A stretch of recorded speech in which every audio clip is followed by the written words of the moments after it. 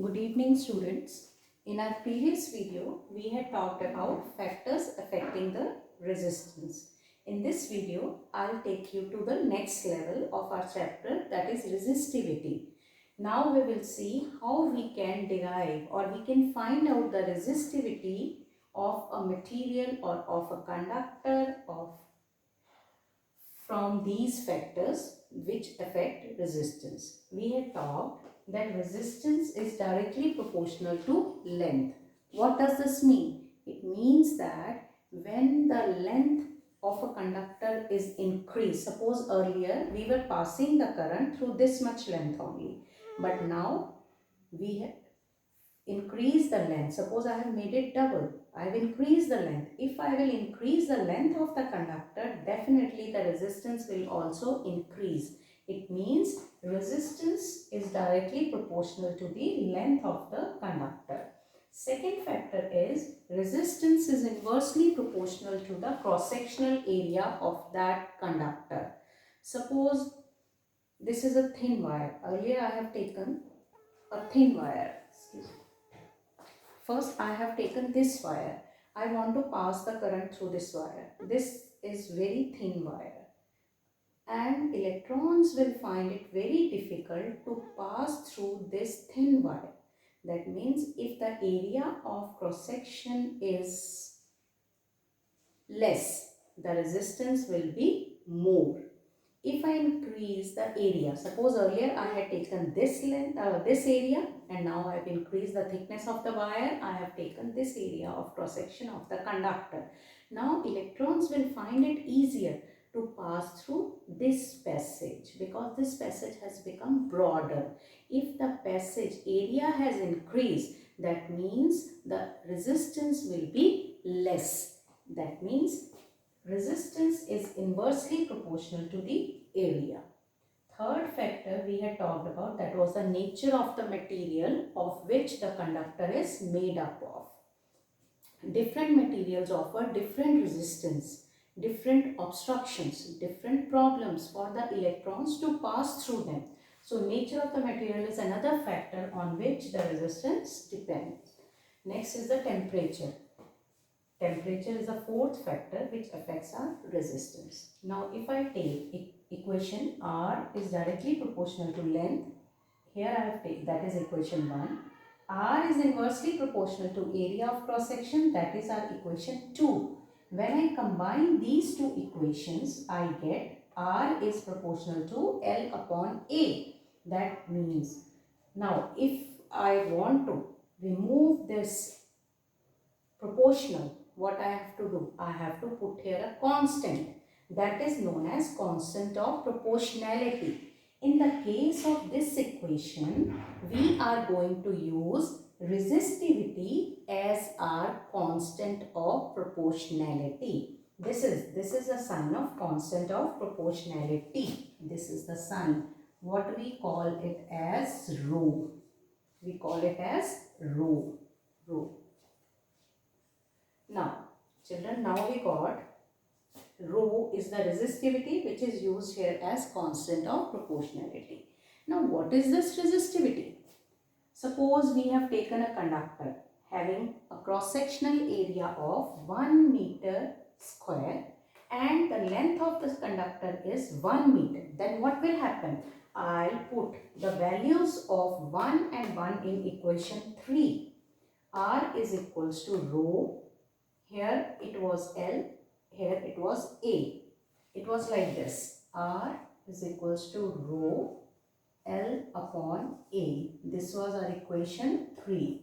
Now putting the value of area of cross sectional and length in this equation, I get R is equals to rho 1 upon 1, that is equals to R is equals to rho. That means resistance is equals to rho. Under what conditions resistance is equals to rho or resistivity? Now I'll tell you that. Resistivity of a material is equal to its resistance when it has a unit cross-sectional area. What do you mean by unit cross-sectional area? Unit cross-sectional area means 1 meter square, and it has a unit length. What do you mean by unit length? Unit length means 1 meter. Under what conditions resistivity is equals to resistance? Resistivity is equals to resistance when a conductor is having a length of 1 meter and having a cross-sectional area of 1 meter square. So now let us find out the SI unit of resistivity. I'll write equation 3 here. R is equals to rho L upon A. So if I take L this side and A that side, then what will happen? I will get rho is equals to R into A upon L. Now let us put the values of A and L. Ohm. Rho is equals to SI unit of resistance, that is R. SI unit of resistance is ohm. SI unit of area of cross section is meter square. SI unit of length is meter. When I cancel this meter square with a meter, I get ohm meter. So the SI unit of resistivity is ohm meter. SI unit of resistivity is ohm meter.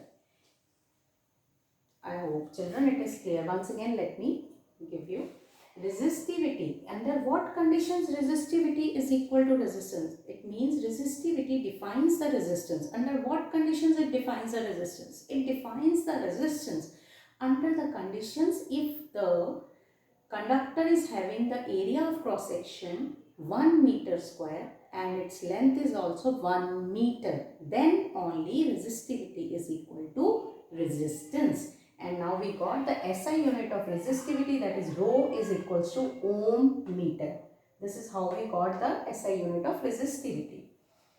Children, here I want to add two more things, that resistivity is independent of length and it is also independent of area.